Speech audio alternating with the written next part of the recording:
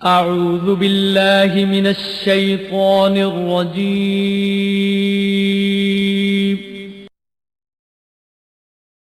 بسم الله الرحمن الرحيم.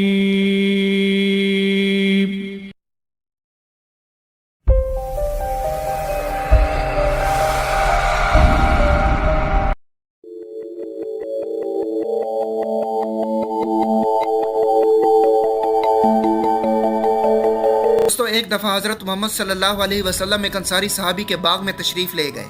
وہاں ایک اونٹ تھا. جب اس اونٹ نے آپ صلی اللہ علیہ وسلم کو دیکھا تو ایسی درد بھری آواز نکالی جیسی بچے کے جدا ہونے پر اونٹنی آواز نکالتی ہے، اور اس اونٹ کی آنکھوں سے آنسو جاری ہو گئے.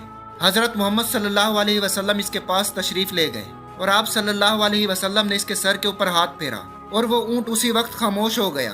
پھر آپ نے کسی آدمی سے پوچھا کہ یہ اونٹ کس کا ہے اور اس کا مالک کون ہے. ایک انصاری نوجوان آئے اور انہوں نے عرض کیا کہ حضرت یہ اونٹ میرا ہے. آپ صلی اللہ علیہ وسلم نے فرمایا، اس بیچارے بے زبان جانور کے بارے میں تم اللہ سے نہیں ڈرتے جس نے تم کو اس کا مالک بنایا. اس نے مجھے شکایت کی ہے کہ تم اس کو بھوکا رکھتے ہو اور زیادہ کام لے کر تم اس کو بہت دکھ پہنچاتے ہو.